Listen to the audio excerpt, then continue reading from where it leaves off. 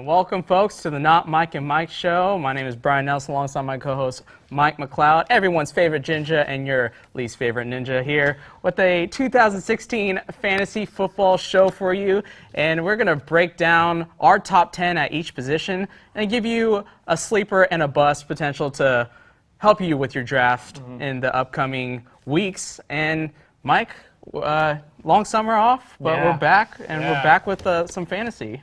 And it's good because we're going to have a weekly show now, or at least try to be weekly. So I guess we should get right into it. We don't got a lot of time, so why don't we start with quarterbacks? We got top 10 quarterbacks. We're going to go 10-1. Because we all know that Cam Newton and Aaron Rodgers, they're going to be the guys that you pick. But Tony Romo, he's a guy that is eventually going to get hurt. He already pulled his back in the preseason. But Tony Romo's still a guy that can put up numbers. So I like him if he can stay healthy. We'll get to him a little bit later as well. Russell Wilson, Drew Brees, kind of the same guy. Russell Wilson probably will have a breakout year, if you can call a sixth year a breakout year.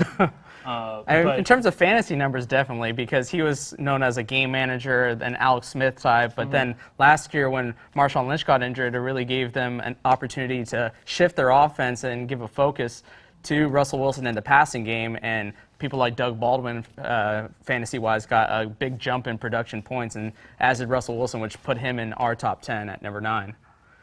Yeah, and then you keep looking up the list. Blake Bortles, sneakily, 4th best quarterback in terms of fantasy last year. And that was because they were always behind. And they're going to be a little bit better this year. I think they're actually going to win some games. So maybe that's why we put him at 7th instead of, maybe top 5, just because he's going to be able to run the ball a little bit more. Carson Palmer, he's getting up there in years, but he can still sling the rock. Ben Roethlisberger, kind of the same deal. When you have Antonio Brown and Le'Veon Bell on your team, you're going to have a good year.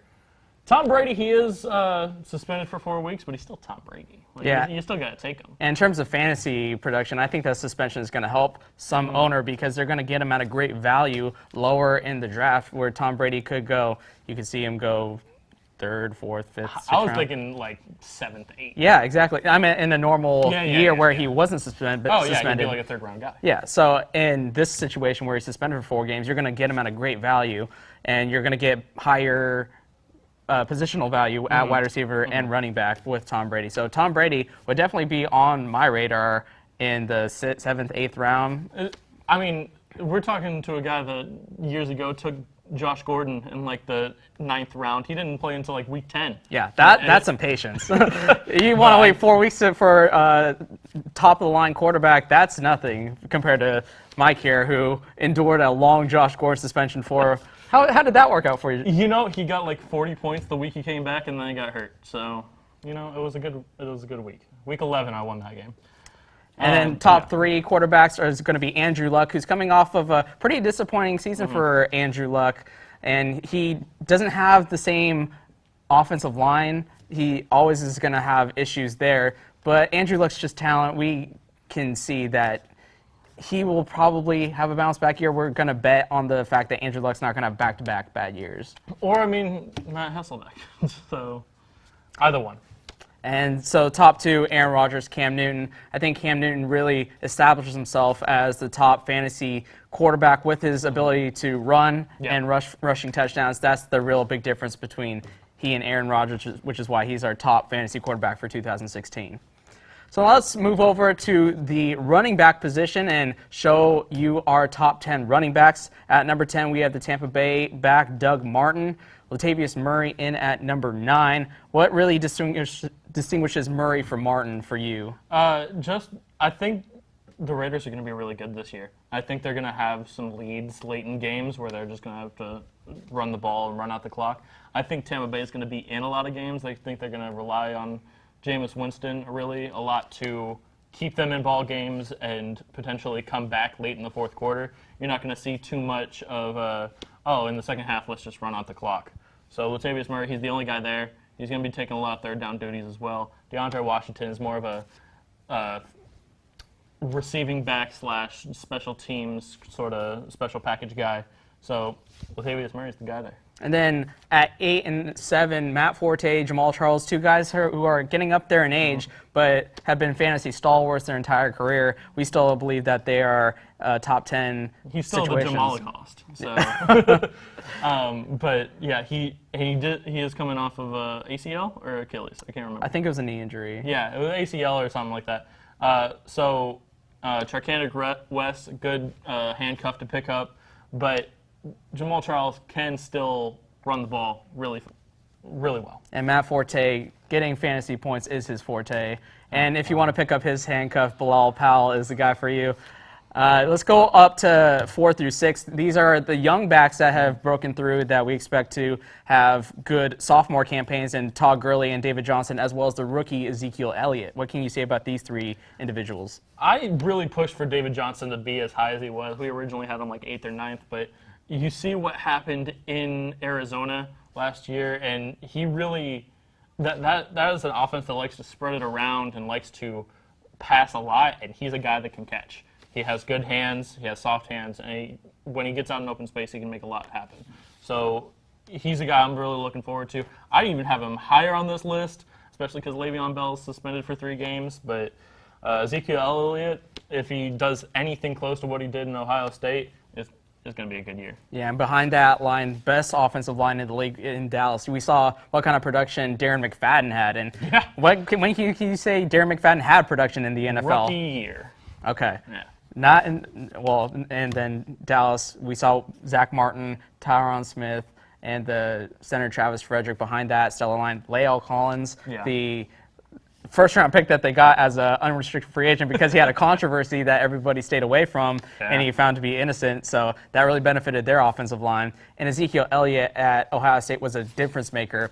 And the way that Jason Garrett, and we talked about Tony Romo's injury history, the way to protect a quarterback is with a strong running game. So their philosophy is really to run the rock. And with Ezekiel Elliott coming in, people anticipate some big fantasy numbers from him. He, on the other hand, has some handcuffs with Alfred Morris, who's gotten the bulk of the carries.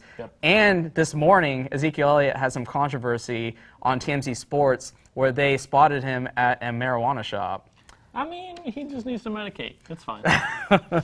He's anticipating the pains that are coming with all the 300-plus carries he's about to receive. I would need some, too, if I had to deal with Des Bryant the entire time. And let's not forget to mention Todd Gurley, too. Yeah. He's going to get a lot of production with the rookie quarterback, Jared Goff, and Case Keenum. And Case Keenum, you're not going to rely on his arm to try and win you games. So Todd Gurley's going to get a bulk of carries, and he should endure a lot of production value. But he's not enough to get in our top 3. Le'Veon Bell, who's suspended only 3 games now after getting his suspension reduced, is at number 3. Adrian Peterson, number 2, and Devontae Freeman, your boy, who helped you get very far in our fantasy league at number 1. Not win the championship. Hey. It's all about ships for me. I don't care about the regular season. But yeah, let's make no mistake. Le'Veon Bell is still the top fantasy running back in the NFL. But he is suspended for 3 games. It's the same thing as Tom Brady. You'd pick him first if he was available. But you don't want to spend your first-round pick, potentially your number 1 or number 2 pick, on a guy that's not going to show up until week 4. So we have him like 3rd. It's a good, nice round number. He's still going to give you a good 13 weeks of production, but he's not going to give you that first 3 to get you off to a really good start. Adrian Peterson's still Adrian Peterson. Like, I don't think I have to. If I have to explain to you why Adrian Peterson's a good running back, then you shouldn't be playing fantasy football. And Devontae Freeman, I actually want to kind of preface it by saying that a lot of people have him labeled as a bust, but he was so good last year that you can't avoid it. But technically, Tevin Coleman is the better back. He's the stronger of the 2, he's the bigger of the 2, and he's technically the faster of the 2. He just didn't have the position because he kept getting hurt. So all things being equal, they probably want to go with Tevin Coleman in Atlanta. But we all know that some things aren't equal. Yeah.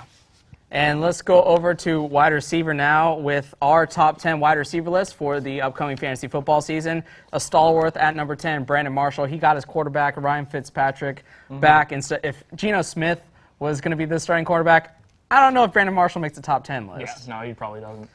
But, he has that bet going on with Antonio Brown who's going to get more yards, so he's going to be at least a little bit motivated to go out and catch some passes. All the motivation in the world can't equate to Antonio Brown's production as you see him at the top of our list, but we'll get to him in a second. Number 9, Amari Cooper. We project him to be a number 1, obviously, with the Oakland Raiders. I wouldn't be surprised if he got over 100 catches this year, just because I think that they're going to be in a lot more games. It's going to be a really high-scoring offense. And, you know, he was a rookie and he caught 80-something passes last year. I think Oakland has the prototypical top-heavy fantasy lineup where they have a top quarterback, a top running back, 2 top receivers, and not a lot after that. And that's the kind of things you look for in fantasy where Green Bay, they distribute all over. Yeah. So a lot of their times their teammates take away from their production. But with Oakland, the 2 main guys are going to be Amari Cooper, Michael Crabtree, and that's pretty much it. And I actually completely didn't even realize that we don't have Derek Carr on this top 10 quarterback list. I would slot him in above Tony Romo. Okay. Now that I'm thinking about it, we didn't do too much research. So that little asterisk around Tony Romo, that's insert Derek Carr instead of... Or Dak Prescott. Anyway, moving on, Julian Edelman, A.J. Green. A.J. Green's potentially a top 5 guy. It's just there's a lot going on in Cincinnati. Hugh Jackson's new philosophy. And we got a bunch of people leaving. So yeah, his teammates went up and left him. Marvin Jones went to Detroit. Mohamed Sanu went to Atlanta. Tyler Eifert is hurt, which will help A.J. Green's production, you would think. But that's a target away from him, and now they can focus all their attention on A.J. Green. Maybe a sleeper. It's a little early for sleepers. They signed Brandon LaFell to be their number 2 back. Brandon LaFell. They drafted Tyler Boyd in the 2nd round out of Pittsburgh, who got a touchdown in the preseason last year from Andy Dalton. So maybe those 2 are on the lookout. But A.J. Green, his talent is too good not to put him in top 10. Marvin Jones and Mohamed Sanu weren't exactly world beaters. No. And they won't be in the new places. Why they're not on our top 10. Number 6, DeAndre Hopkins, not Holmes. A little typo there. But DeAndre, he has a new quarterback in Brock Osweiler. How do you anticipate that new relationship? I mean, he was a top 3 guy last year, and he did it with 4 quarterbacks that I don't even know if are in the league anymore. Brian Hoyer, Brandon Whedon, all those guys. All the Cleveland quarterbacks. Yeah. So, I mean, Brock Osweiler could be an upgrade over them, but he could also be a downgrade. We saw him do kind of mediocre in 4 games last year, and he got a big contract. He has nothing to play for anymore. So. Yeah, with the huge wide receivers and Demaryius Thomas and Emmanuel Sanders, if you can't put up fantasy production with those guys, DeAndre Hopkins might be somebody who is has a down year after having his breakout year last year, but we will see. Number 5, we have Des Bryant. We almost forgot to put Des in our top 10. There were like 9 guys. Who's the 10th guy? Oh, Des Bryant. And his production is going to be affected by the quarterback situation with Tony Romo's injury to his back. We'll see how serious that is. But Dak Prescott lit it up in the preseason, so perhaps Des Bryant still top 5. The number 1 guy on an offense at the skill position is going to be the favorite target of a new quarterback. So Tony Romo loves Des Bryant. Dak Prescott should love Des Bryant. Match made in heaven. And number 4, my cousin Jordy Nelson. Yeah. Speaking of favorite targets, Aaron Rodgers gets his back after a knee injury last year. Just getting back into the swing of things, playing in his first preseason game. We'll see how that affects his ability to separate, because that was a big issue last year with Green Bay. Randall Cobb, James Jones, Devontae Adams, they couldn't separate. Yeah, it just relied a lot on Aaron Rodgers having to thread a lot of passes. And so, Jordy Nelson just got breakaway speed. He can just get away from people. Yeah, and with a knee injury, we'll see if he loses a step. We don't anticipate him losing one. He should be a top pick in your upcoming fantasy draft. Odell Beckham Jr. at number 3, really with the Giants. He's been a fantasy stalwart since he's been in the league. Coming out of nowhere, he missed his rookie year. He was injured to start out with, and he blew up on the scene. Has been consistent ever since. Julio Jones, Antonio Brown, year 2 and year 1. I think the top 3 are pretty A lot of people set. have Odell second, but Julio Jones had over 200 yards a game for like 6 weeks. And so you just can't take anything away from that. Nothing's really changed in Atlanta, so it's kind of the same situation. I expect the same sort of production. And let's kind of take a break from the lists and kind of talk about philosophy. In a PPR league, where you have your first-round pick, do you use it on a top wide receiver, or do you use it on a running back? I mean, we're getting to that at the end, the tips and tricks of the trade, but It's just best available for me. I got like a top 10 list of guys, like my first round, and if, like Julio Jones is always like a top 3 guy for me. It goes Antonio Brown, up until this year, Le'Veon Bell, and then Julio Jones. And so if any of those 3 guys are available, no matter where I am, I'm picking those guys. And you know who's in a lot of top 10 lists? It's the guy at the top of our tight end list for 2016. So let's bring you the tight end list. Rob Gronkowski at number 1, but at number 10, Gary Barnidge came out of nowhere with Cleveland. It's going to have a lot of production issues with Robert Griffin III being the starting quarterback. We don't know necessarily how well he's going to do in that new role in Cleveland. But Gary Barnidge, he didn't have much help in Cleveland last year, and he did what he did last year. And there you see a preview of our defense coming up. We'll kick it back over the tight end list, hopefully, pretty soon. Number 9, Martellus Bennett, the pickup by the New England Patriots. We've seen what they can do with 2 tight ends in the past. We don't know what he's going to be, though. Is he going to be Tim Wright, who was a bust out of Tampa Bay, or is he going to be Aaron Hernandez, without the murder? Only thing Martellus Bennett is going to be murdering is opposing safeties. And if I think he's a good pick. Yeah, I think he's a good pick too. Number 8 is Kobe Fleener, another good free agent signing by the New Orleans Saints to pick up for the departing Ben Watson, who went to the Baltimore Ravens. Yeah, and Ben Watson wasn't anything special, but before him it was Jimmy Graham. So there's a history of tight ends doing well in New Orleans. Also, a lot of targets left. New Orleans, not only did Ben Watson leave, but Marcus Colston got cut. Yep. They didn't really replace him with anything. They're going to rely on Willie Snead, the Brandon Coleman's. Willie Snead! Yeah, to get the production that New Orleans is used to, as well as Brandon Cooks.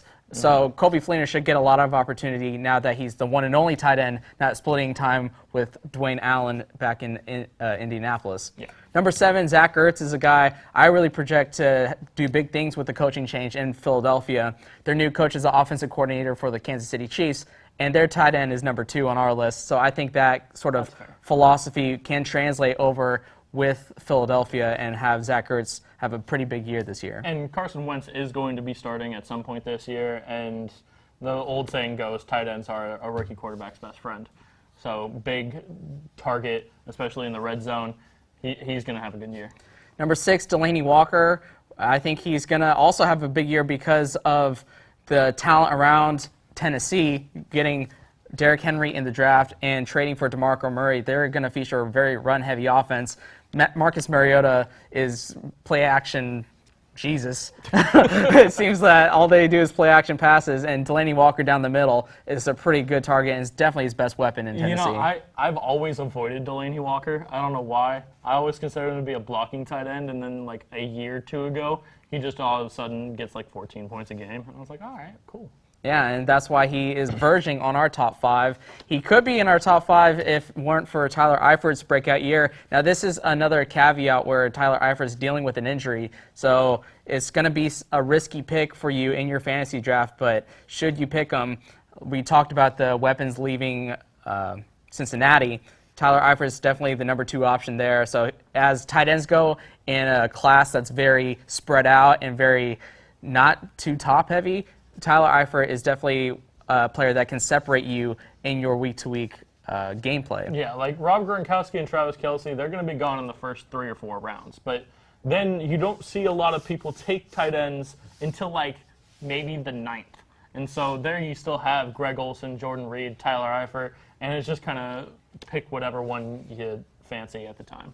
And Jordan Reed is our number 4 pick. He became the favorite target of Kirk Cousins as the year progressed. I think we can see that sort of relationship translating to the 2016 season. Greg Olsen, his production is going to take a hit with the returning Kelvin Benjamin, but his talent and the propensity of Cam Newton to go to his tight end in crucial situations on 3rd down, that is going to give him some production that you can count on week in and week out. Yeah, this list for me is PPR, because if you are on a non-PPR league and you're really touchdown dependent, Greg Olsen's not a top 3 guy because he's not going to get as many looks in the red zone, especially with Kelvin Benjamin. There's going to be a lot of fade routes. So you're not going to see him featured as much in the red zone. But Travis Kelce, Rob Gronkowski, they've established themselves as the cream of the crop in terms of the tight end production. So And to go back to your Cam Newton, the Panthers point with them in the red zone, what's the best play for the Panthers in the red zone? Cam Newton up the middle. That's why Cam Newton's your number one fantasy quarterback, not necessarily throwing to his tight end in the red zone to get you 6 points. Cam Newton's going to get those 6 points with his legs. Yep. Now, the final kind of area we're going to focus on is the defense and special teams. This one's kind of tough for me. Defense has changed as a whole. You can kind of anticipate players, how they do from year to year, but whole defenses, chemistry is an issue, new players coming in is an issue. Here is our top 10 list, starting at number 10, Buffalo, with the Ryan brothers reuniting to hopefully get Buffalo's defense. I think one big factor, though, is their two top rookies in the first and second round are out with injuries. Shaq Lawson is hurt. Reggie Ragland injured his knee. He's going to be out for the year. So you're not going to get help from your new young players in Buffalo, but that scheme should be a top 10 defense. Yeah, they're going to blitz a lot. They're going to get in the backfield a lot. And up-tempo offenses might have an opportunity to feast on Buffalo, but more traditional offenses are going to have trouble dealing with Buffalo's blitz packages. New York Jets, we originally had 5 teams on the list because we couldn't think of anything, and I just started listing off names. And I mean, the New York Jets front seven is still solid. They're still not to be trifled with. And there are secondary changes from year to year, and it's always kind of like just a step above mediocre, but you're not going to run the ball very effectively. You're going to be one-dimensional against the Jets, but you know, it's still going to be tough going. Yeah, Jets aren't going to get you a ton of interception points, but they could get a lot of sack points, and they're going to keep the point total low, so you get those guaranteed points with a certain point range with the New York Jets. Oakland Raiders, they should have an emerging defense with, especially the teams they play with, I think is a big factor. Not the greatest offensive lines. Yeah. So with Khalil Mack and the new addition with Bruce Irvin, those two edge rushers should get a lot of sack points for the Oakland Raiders, and the improved secondary should get some turnovers. Reggie Nelson, Sean Smith, you're going to have a lot of guys that are ball hawks, a lot of guys that can shut people down. So now all of a sudden you can't run the ball because you got Khalil Mack and Bruce Irvin. You can't pass the ball because you got Sean Smith and Reggie Nelson. What do? You just hold the ball and you hope you don't get sacked. You know what you do? You draft Oakland in your fantasy draft. Next is number 7, LA Rams. Speaking of pass rushes, Robert Quinn, Aaron Donald, that's the preeminent front 4, I think. You talked about front 7s. Front 4, LA Rams definitely have that. They're going to take a hit in the secondary with the loss of Janoris Jenkins going to the New York Giants, but they should still be a solid defense for you to pick up. And they do play the 49ers twice. So that's definitely going to be great for their fantasy production. And Tavon Austin on special teams. You don't think of special teams too often when it comes to defense and special teams. Tavon Austin on this list, probably the best kick returner out of any of the teams on the top 10. Now let's go to 6, Houston, J.J. Watt. The Houston J.J. Watts. They're really not the Houston Texans when it comes to the defense. And I think his health is the reason why I was hesitant to put them in the top 10. He's coming off of surgery. He's not going to play in the preseason at all. We're not going to be sure early on how the Houston defense does. I would maybe stay away from them drafting them and then picking them up later on as the season progresses. I almost always go 2 defenses. So I'd pick up one of the top 3, and then you can get Houston maybe at a discount. Maybe you don't even draft them because nobody drafts anybody in the late rounds. They just make joke picks and pick up Marshawn Lynch in the 19th. So Houston's still going to be good. They're not going to be good at first, but J.J. Watt still is a 3-time Defensive Player of the Year. He's still going to have a good year. All right, Kansas City is the beginning of our top 5 with Justin Houston's pass rushing ability. They're going to take a hit with Sean Smith going to Oakland from Kansas City. But Marcus Peters, he was one of the top interception leaders in his rookie year. He should still be able to generate turnovers for the Kansas City defense. Seattle at number 4. Schematically, they're one of the soundest defenses. They have great chemistry. They keep their players in, the Legion of Boom, year in, year out. You're going to get at least an interception a game or a forced fumble, and those are the same amount of points unless you got some weird scoring. So they're going to generate a lot of turnovers. They're going to give up big plays, I think, because they're so ball hockey. But when it happens, it happens. Yeah, they're going to take a lot of risks, so that's why we don't have them in our top 3. Carolina, the Super Bowl defense from the NFC, coming back. They're going to lose Josh Norman to Washington Redskins, so that's going to hurt their interception production. But with Luke Kuechly, his ability to force fumbles and that front 7 is very sound. I think they're going to hold defenses opposing offenses to the lowest amount of points. So they're going to definitely be in that point category of being your consistent defense. And I think for defenses, one of the best things in fantasy is just being reassured that, hey, I can just put this defense in there week in, week out. They're going to get me my solid 8, 10 points. You don't have to worry about the matchup like, oh, Panthers are playing Green Bay this week. Do I really want to play them? Yeah, you do. Yeah, every single time. Top 2, Arizona and Denver.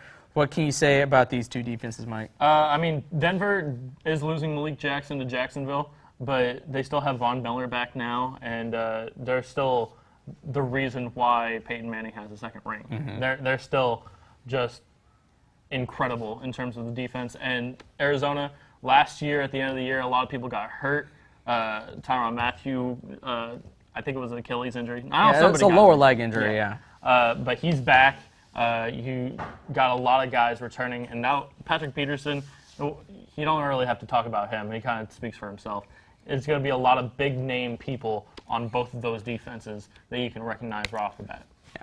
And so we ran the risk of driving you off with a list of 10 defenses. So we weren't going to do a list of 10 kickers for you. So you go to sleep right away or tune the channel or go off of YouTube or however you're watching this. So kickers, Mike, what do you say about kickers? Do you have a guy that you really target? Yeah, so I just take the list, right? I take the list, and I just close my eyes, and I pick Shane Graham. It doesn't matter. It always lands on the Shane Graham? I don't know why. Man. Just pick one. They're all the same. See, for me... Catanzaro for Arizona. He was good last year. For me, I always go...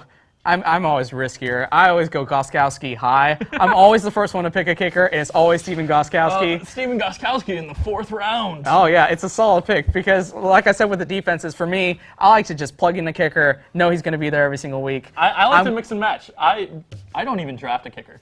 I always, know you don't. Because there's always a guy like, oh, you mean Janikowski's still available? I don't know. I mean, like, for me, I don't know why you don't wait till the last round and pick one, because you're going to have to drop somebody eventually. Yeah, so, like, if I'm on the fence between 2 guys that I want to start week 1, whoever I don't start, I'll drop for a kicker. Okay. I mean, it's like the 4th guy. It's like my flex position, so. And see, if you don't want to have to debate yourself mentally, you can just go with me and just pick Stephen Gostkowski in the 5th, you know? And, you know, we're kind of short on time. We were going to have 2 segments about sleepers and busts, but let's give the folks quickly, who is your sleeper pick, who is your bust to try and avoid in your fantasy draft? So we kind of mentioned his name. Sleeper, Dak Prescott. He's lighting it up in the preseason. I don't know how that translates to actual first-string defenses, but he is 39 of 50 with 5 touchdowns, no interceptions through 2 games. And so he's going to do well, and Tony Romo is going to get hurt, so he's a good guy to have. Bust, Jordan Matthews. You talked about the offensive coordinator for Kansas City coming in. Did Jeremy Maclin do well in Kansas City by chance? He actually did. Oh, well. Okay. Yeah, but he was the only one. And Jordan Matthews is not Jeremy Maclin. He's a possession receiver. He's like the Adam Conleys of the world that don't do anything. He is the prototypical Kansas City wide receiver of 2 years ago. Yeah. But they didn't get a single touchdown reception out of a lot of them. And so is Dwayne Bowe. Yeah, he's Dwayne Bowe, folks. Jordan Matthews is Dwayne Bowe. Avoid him. And who else is his wide receiver tandem? Ruben Randall. Ruben Randall is not going to... I picked Ruben Randall once, like 3 years ago. Yeah, and how did that work out for you? Not well. Yeah, Ruben Randall and Jordan Matthews, just avoid the lot of them. Yeah. You know, I'm going to pick 2 wide receivers as my bust to stay away from, and that's the Denver wide receivers. Demaryius Thomas, Emmanuel Sanders, you are great. You are terrific you are terrific wide receivers. You don't have a terrific quarterback. You have Mark Sanchez, the butt fumbler. You have Trevor Siemian, who they call long balls. You know. I didn't know that. Yeah, that's his nickname, and they're not going to get anywhere near his long balls because they are going to swarm him. That offensive line is very terrible, very patchworked. They're going to get a lot of pressure from the Oakland defense, Kansas City's defense. If Joey Bosa ever signs with San Diego, maybe the San Diego defense can get to him. But a lot of production is going to be hit in Denver with their shoddy quarterback play and their offensive line woes. And for my sleeper pick, I think Mike Evans for the Tampa Bay Buccaneers. I was trying to look for a player who was like DeAndre Hopkins, where I thought he was a solid number 2 and can make that next jump up to be your number 1 fantasy receiver. I think Mike Evans, a lot of people are projecting Jameis Winston as a quarterback to make the next leap up. And I think that, as a result, you're going to see Mike Evans take that leap as well. Vincent Jackson on the decline as he ages into his mid-30s. And there's no other really option. Austin Seferian-Jenkins, he's not getting any production as well. Mike Evans, we saw what he did with Johnny Manziel. He made Johnny Manziel a first-round quarterback pick. Mike Evans is the person to pick up as a sleeper in your fantasy draft. So I think, Mike, that does it for our 2016 fantasy show. I got one more thing. Okay, go ahead. Don't pick a quarterback early. Wait until like the 6th or 7th round. We have a list, top 10 quarterbacks. You have Carson Palmer and Blake Bortles, who were top 5 guys in fantasy at the quarterback position, as 6th and 7th. You do not have to reach and take Aaron Rodgers in the first round unless you have some weird point system where it's like if you get over 200 yards, you get 17 points. Then you start taking quarterbacks early. But you have a good 8, 9 people that you can take and not have to worry about, 10 if you include Derek Carr, and at most you have 10 guys in your league. Maybe 12, and then you know what you're doing. You don't need to listen to me. So there's 10 guys in your league. You're going to have a good quarterback. I promise you. Don't go chasing quarterbacks. Stick to the Rivers and the Lucks that you're used to. Great TLC reference to wrap up this show. That's why you're everyone's favorite Ginger, your least favorite Ninja here with the Not Mike and Mike show. Thank you for watching. Stay tuned next week for whatever we have planned. We don't really know, but it will be sure to be entertaining, sure to make you laugh, and it will be all about sports on the Not Mike and Mike show.